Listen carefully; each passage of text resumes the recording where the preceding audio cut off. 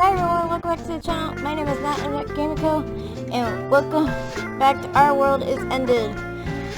In the last video, J7 threw a welcome party for Tatiana, and in this, it was Reiji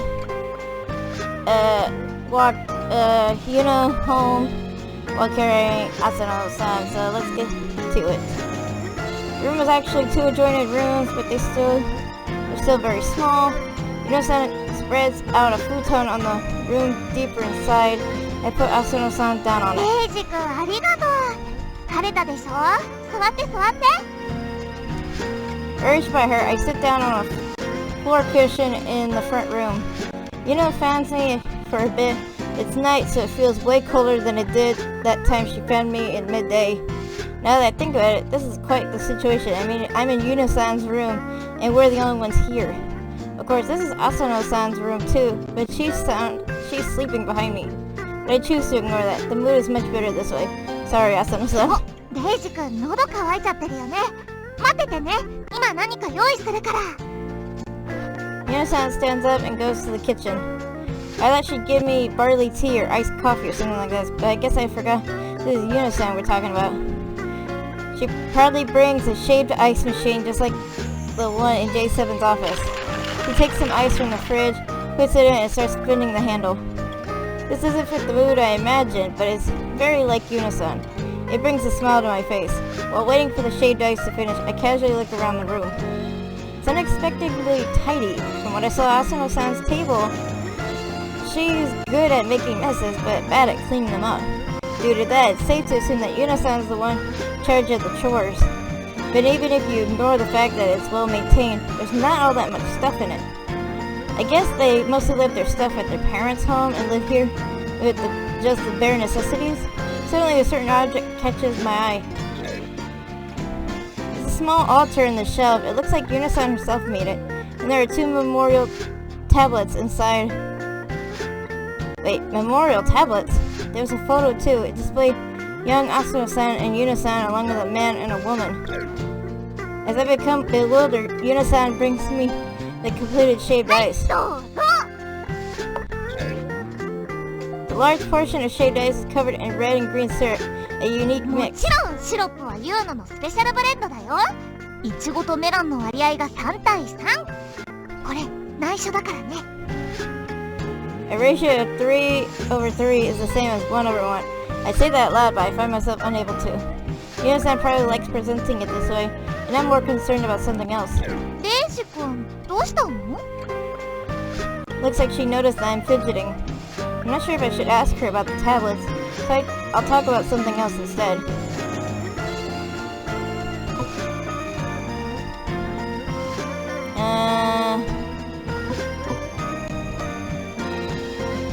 Talk about the panda goods. Ever since entering the room, I was curious about all the pandas here. It's not just calendars, floor, cushions, boxes, other orthodox stuff like that. There's a panda pot, incense container, the weird electric fan. Everything is full of love for pandas. Now that I think about it, Yuno-san's desk at the office was full of pandas too. I let my curiosity take over and just ask her. Yuno-san, たくさんパンダグッズがありますけど、これって2人で集めてるんですか？これはね、ユーノが集めてるんだよ。ほら、このポーチもパンダでしょ？ Oh yeah, it's not just the desk. She has a panda on her all the time. うわ、本当にパンダが大好きなんですね。なんか好きになるきっかけとかあったんですか？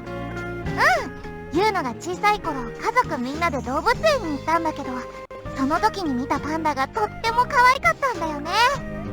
白と黒の模様も可愛いんだけど、一番好きなのはまるで中に人が入ってるみたいなあの動きなんだよね。小さい時にお姉ちゃんにパンダの中には人が入ってるんだって言われて、ユーノも大人になったらパンダの中の人になろうって思ってたんだ。That's very cute. What a cruel thing to say. Looks like Asano-san was saddening even in her youth. あ、もちろん今はその話は信じてないよ。信じてたのは中学生になるまでだからね。Wait, that's only a few years back. Modern children don't even believe in Santa, yet she believes that for so long.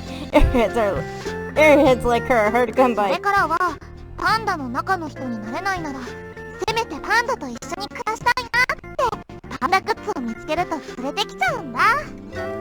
I look at all the merchandise she has, and one of them really stands out. ユーノさん、あのぬいぐるみは何ですか？随分と古いもののように見えますけど。それはね、ユーノが小さかった頃にお姉ちゃんがプレゼントしてくれたんだよ。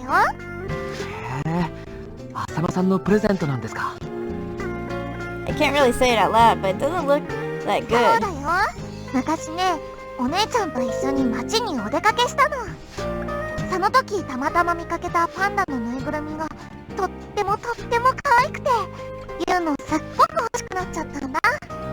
だけどぬいぐるみを買うお金なんてないからもちろん買えなくて、それが悔しくてユーノ泣いちゃったんだって。そしたら Aw. お姉ちゃんがお家に帰ってから自分の白クマのぬいぐるみの目をマジックで塗ってパンダにしてユーノにくれたんだよ。 Aw, that's so sweet. そのぬいぐるみはお姉ちゃんのお父さんとお母さんに買ってもらった大切なものだったのにね。 Asano-san. She's usually violent, unfortunate, and saddening, but it looks like she can be considerate and gentle too. Hearing of such a nice moment in their life warms my よく heart. 見るとちょっとマジックの色が飛び出してたり塗り間違ったりしたところもあったんだけどね。でもとっても嬉しかったな。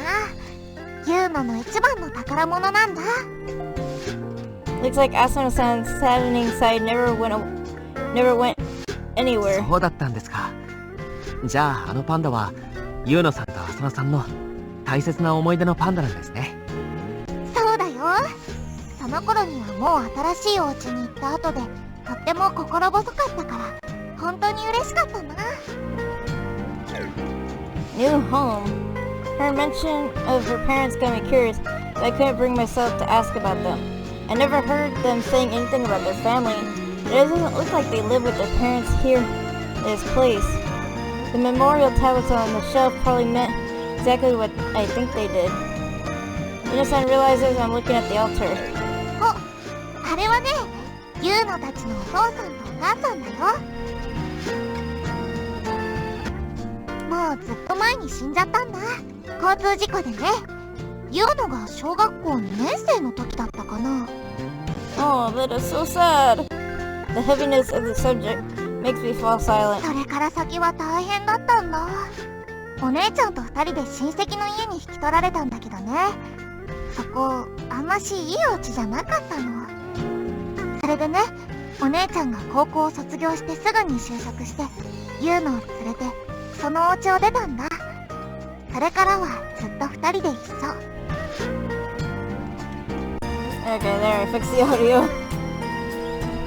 そうだったんですか。知りませんでした。なんかすみません。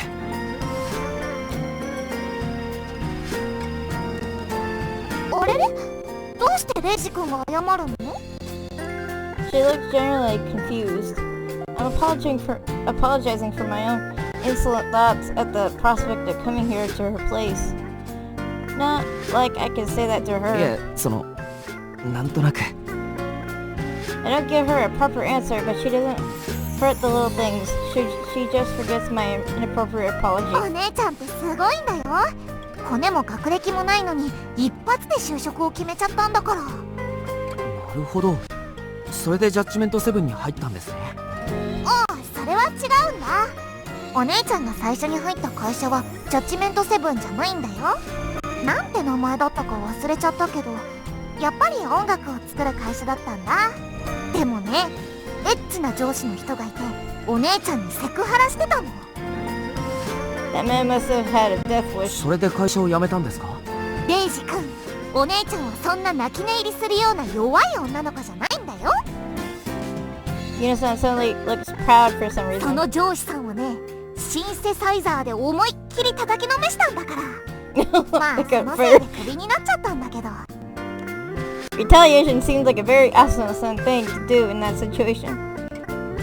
Honestly, it all makes sense now, though the fact that she used a synthesizer is a bit problematic. There's one here too, and it looks both tough and heavy. Totally natural to get fired using that as a weapon. Anyway, when Asano-san is seriously mad, she starts swinging around a synthesizer.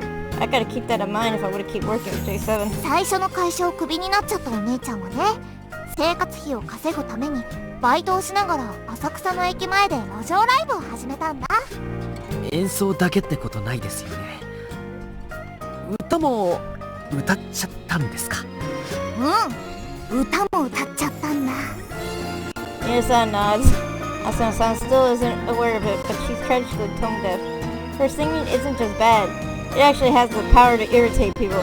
Singing like that for a street performance must have gotten her some severe criticism. By that I mean a barrage of booing. 結構儲かったんだよ。たくさんの人がお金を置いてってくれたんだから。Wow, that's shocking. 本当ですか？うん。君の歌はこんなところで歌うにはもったいない。もっと別の場所に行くべきだってアドバイスもくれたかな。 That's sad. Isn't that basically a nice way to say, you're a pain in my ears, go somewhere else? Yuno-san doesn't say if that's the case or not. Well, I'll let them keep their happy misunderstanding. There's no need to でも ruin it. お姉ちゃんは場所を変えなかったんだ。だって好きな男の子がその駅を利用してたから。そうなんですか？ I leaned forward out of curiosity. I'm genuinely interested in Asano-san's love story. It probably had a saddening ending, but I still wanted to hear about it. 相手はどんな男の人なんですか？男の人じゃないかな。Eh? Not a man. Does that mean I'm half panicking. ひょっとして浅野さんは女の人が好きなんですか？やだな、全然違うよ。お姉ちゃんはいたってノーマルだよ。お姉ちゃんはね、小さな男の子が好きなんだよ。There's nothing normal about that. 駅を利用してる男の子のこと気に入って、その子が通るたびにその子のために作ったオリジナルソングを歌ってたんだ。でもその男の子すごく恥ずかしかったのか、いつも逃げるように駅に駆け込んじゃってね。There was no like there. He was definitely running その away. うち顔を見せなくなっちゃったんだよ。悲しいよね。I'm willing to bet he switched そ stations. れでもめげないのがお姉ちゃんの強いとこなんだよ。失恋の悲しさを新曲にしてさらに路上ライブに力を入れたんだから。そんな時にたまたま通りかかった世界さんに誘われてジャッジメントセブンで働くことになったんだ。 Well, I now know how Asano-san joined the company, but I'm left with an important question. Why did Awari-san invite Asano-san, a street singer whose singing could be considered a lethal weapon, to Judgment 7? Knowing him, the reason probably wasn't this significant. Maybe he just needed a sound director. Or maybe he liked the non-vocal parts of the songs. Anyway, this is a good peek at a side to Asano-san and Yuno-san that I didn't know about. Asano-san is tough, violent, tone deaf, likes little boys, and is generally and really unfortunate soul. However, she's a good older sister who worked hard to protect and support Yuno-san. And I also came to understand that Yuno-san deeply respects her. So this girl, Asano-san, isn't just a sister, but a highly reliable girl. お姉ちゃんはね、そんなすごいお姉ちゃんなんだよ。ユーノの自慢のお姉ちゃんなんだよ。 She looks at Asano-san's drunk, sleeping face with nothing but respect. 浅野さんだってユーノさんのことを自慢に思ってるはずですよ。だってユーノさんは誰にでも愛されるすごくいい子なんですから。 I'm just being honest with the content. The content of my words make me feel embarrassed, like I just confessed to her or something. ユーノさん？ I feel like she just turned gloomy for a second. レイジ君、かき氷溶けちゃってるよ。早く食べないと水っぽくなっちゃうよ。ああ、すみません。いただきます。もうしょうがないな。じゃあ特別にシロップを追加しちゃいます。これ She adds the syrup, making it perhaps too sweet. I eat it regardless as we chat about various things. Yuno-san primarily talks about Asano-san's heroes. Honestly, sounds like more unfortunate events to me. We also talk about NWE, our new game, Tatiana. All this chatting makes me very sleepy. Or maybe I just ate too much at the party. Crap, I can't sleep here. I gotta go to the office at least. I try to convince myself, but alas, I'm powerless against the Sandman.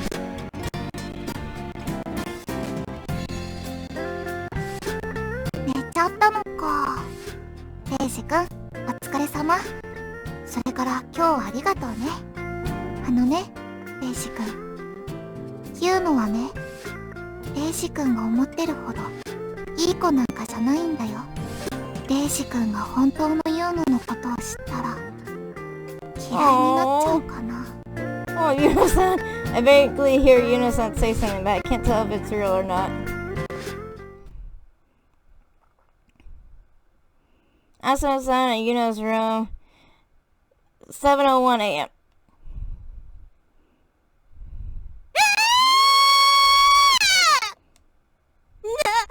なんであんたがここにいるのよ。 I'm awakened by a scream. Upon opening my eyes, I see Asano-san look down at me with anger and shock in her eyes. It's not that rare for me to sleep in the napping space on the 3rd floor. What's her deal? Later, I'm awake enough to realize that this isn't the office building. It's Yuno-san and Asano-san's apartment. Oh yeah, I became sleepy while talking to Yuno-san and actually went to sleep. There's summery morning light coming through the window. Looks like I slept all through the night. Can't blame Asano-san for being surprised I'm here. Suddenly I remember that this woman once beat up her lecturer's boss with a synthesizer. If I don't clear this misunderstanding, she might actually kill me. Like I'm afraid for my life. レイジ、あんたユーノに何かしたんじゃないでしょうね。触ったりあれなことしたり。天地神明に誓って何もしてません。 I just really assert my innocence. How can I not? This room has a synthesizer. It might as well be a lethal weapon. I moved to hide it from her line of sight. じゃあ私の体に何かした？触ったりとか。浅野さんが想像してるようなことは何もしてませんから。 I should focus on trying to stop her, but I'm so literal that I actually say something I shouldn't. まあ、触ったか触ってないかといえば、ある意味触りましたけど。は？ She became pale. Oh no, I messed up. She's now a step beyond rage. Of course, I only meant the fact that I carried her here. Not anything lewd. 違いますから、誤解しないでください。手で触ったとかじゃなくて、体と体をくっつけたっていうか、なんていうか。The danger to my life makes me panic and mess up my explanation. In fact, I'm just making it worse. I just added fuel to the fire, just jet fuel to be precise. 体と体をくっつけたですって。 Asano-san's face becomes as red as a tomato. It shows a dense mix of embarrassment and anger. God, she's getting it all wrong. I was hoping to get Yuno-san to explain it, but she's not in the room. Instead, there's a single memo on the table. It says, Reiji-kun, we're out of tofu for the miso soup I want to make, so I'm out to get some. Why must you leave now of all times? Who cares about tofu? Come back already!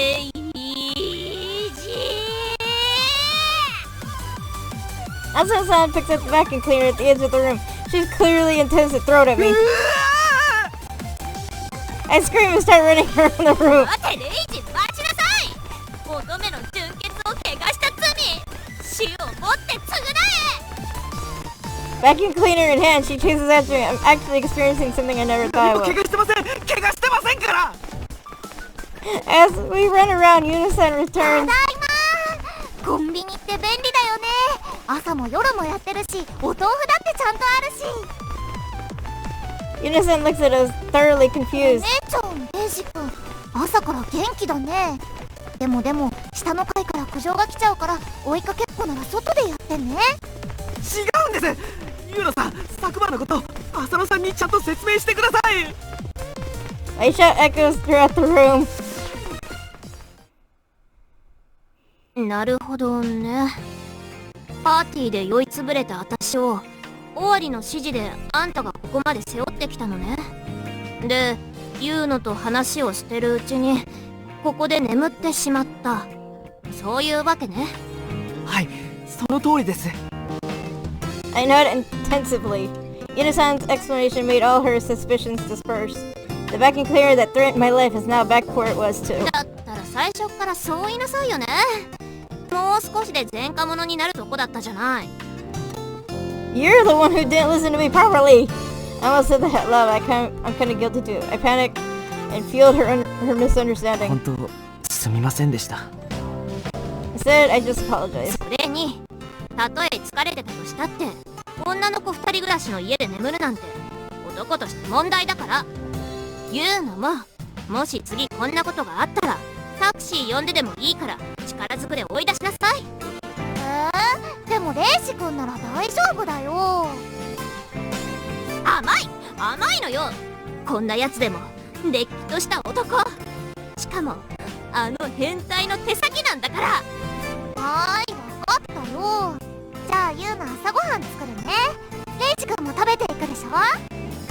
はい、いただきます。ちょっと何普通に返事してんのよ。少しは遠慮ぐらいしなさいよね。すみません。 I answered reflexively, but I guess she's right that I overstayed welcome. I prepare to get up and leave. まあ終わりに頼まれたからって言っても実際にここまで運んでくれたのはあんたなんだし、そのお礼として朝ごはんぐらいごちそうするわよ。She curtly gives me permission to stay. I'm just glad that our relationship is fixed. Yuno-san starts making breakfast. The pleasant sound of food being sliced reaches my ears. This is kinda と nice. ころでレイジ、私を運んだ後ユーノと話してたって言ってたでしょ。はい。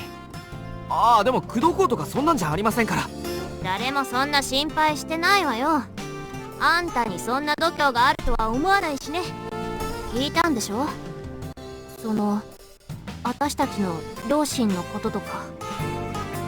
She speaks that quietly. はい、聞きました。浅野さんがどうやってジャッジメント7に入ったのかまで。あっそう、やっぱね。ユーノあんたのこと気に入ってるみたいだから多分話してるんじゃないかとは思ったのよね。 She grins widely. 一応言っとくけどね、事情を知ったからって私たちのこと特別扱いする必要はないから。ユーノだってそんなの望んでないはずだし。はい、もちろんです。特別扱いなんてするつもりはありませんよ。そんな器用なことできませんし。だけど浅野さんって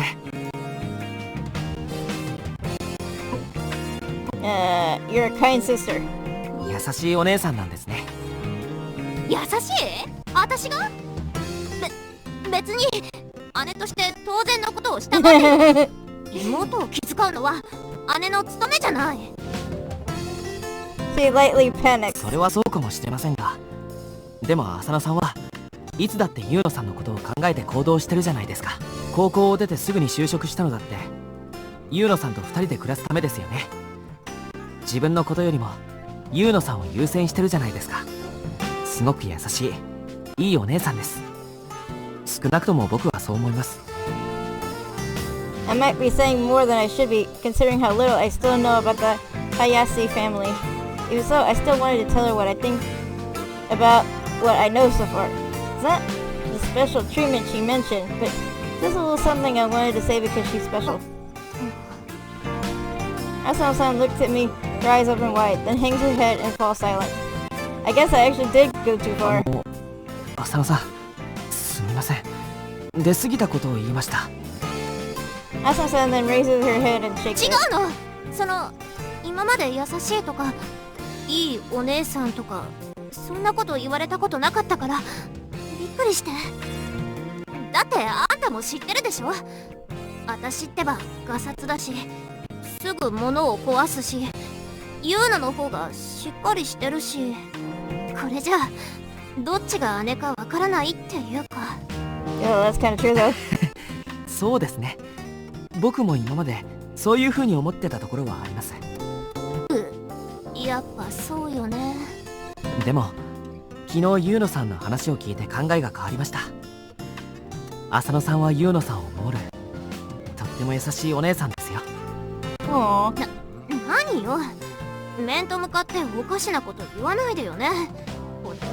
Flustered, Asano-san looks around. あー、お姉ちゃん照れちゃってるんだ。こういうところ本当に可愛いよね。 Yuno-san peeks out of the kitchen and says う that. るさい。照れてなんかないわよ。言うの、おかしなこと言わないの。 After scolding her, Asano-san faces away from me. Soon after that, Yuno-san tells us breakfast is ready. お姉ちゃん、レイジ君、朝ごはんできたよ。さ、食べて食べて。Rice, miso soup, fried fish, eggs, and veggies. It's simple, but it almost makes you cry. I live by myself, so I rarely see such good home cooking. うわー、なんて家庭的な朝ごはん。いただきます。 Eating it actually brings me to the verge of tears, but I'll keep that a secret. As I remember something and talk to Asano-san. そういえば浅野さんってジャッジメントセブンに入る前にストリートミュージシャンをしてたんですね。ああ、それも聞いちゃったわけ。参ったわね。 She makes a satisfied expression. 結構人気だったのよ。たくさんの人が私のギターケースにお金を入れてくれてね。君はこんなところじゃなく、もっと大きな町で勝負すべきだなんて言ってくれる人もいたっけ。 I can't bring myself to tell that it was a roundabout way of saying that she should just leave somewhere else. でも堅くなに浅草駅から離れなかったのは好きな男の子がいたからですよね。Asano-san loses her words. 浅野さんってショタ好きだったんですね。知りませんでした。言うの、あんたそんなことまで。 She starts panicking. 誤解しないでよね。別に小さな男の子にハーハーしちゃうとか、そんな変態的な性癖は私持ってないから。ただ美少年を遠巻きにめでるのが好きっていうか、こっちを向いてにっこりしてくれたら天にも昇る気持ちっていうか。Aww. I guess that's okay. Maybe only barely, but で still. きることなら抱きしめて頬をスリスリしたいとか。Oh my god. Jesus, so cool. And that's the line と crossed. にかくあんたそのこと基地で誰かに言ったら承知しないから、速攻で息の根を止めて北川に沈めてやるから覚悟しなさい。はい、わかりました。誰にも言いません。約束します。 Our exchange ends, but something else begins. 大変、もう7時半だよ。ジャスティス王者始まっちゃう。 Yuno-san raises her voice and uses the remote to turn on the ジャス TV. ティス王子？何よ、あんた知らないの？今絶賛放送中の大人気ヒーローアニメでしょうが。バイトとはいえエンタメ業界にいるんだから、それぐらいチェックしときなさいよね。 The opening and commercials end and the show begins. It starts with a summary of what happened so far. 悪の組織大神カーンによって囚われの身となったジャスティス王子を救出したのは謎の女戦士アバズレ王女だった。果たして2人は大神カーンの基地ゴルゴンゾーラを無事に。 I watched the anime alongside Asano-san and Yuno-san. I know nothing about the setting and story so far, but it's actually pretty well made. I'm enjoying it. I'm particularly interested in the impudent princess. She's a mysterious heroine that appears whenever the protagonist is in trouble and not even he knows who she really is. The episode ends right as the protagonist asks for her identity and she's about to take off her 次 mask. 回ジャスティス王子第18話アバズレなるままに。チャンネルはジャスティス。もういいところだったのに。アバズレ王女の正体すっごく気になっちゃうよ。 Though I'm not as curious as them, I also want to know the identity of the impudent princess. I'll make sure to watch the next episode. So after enjoying the atmosphere of their home, in spite of the minor difficulties, I take my leave. And I think that's where I'll end it. Yeah, I'm gonna end it here, you guys.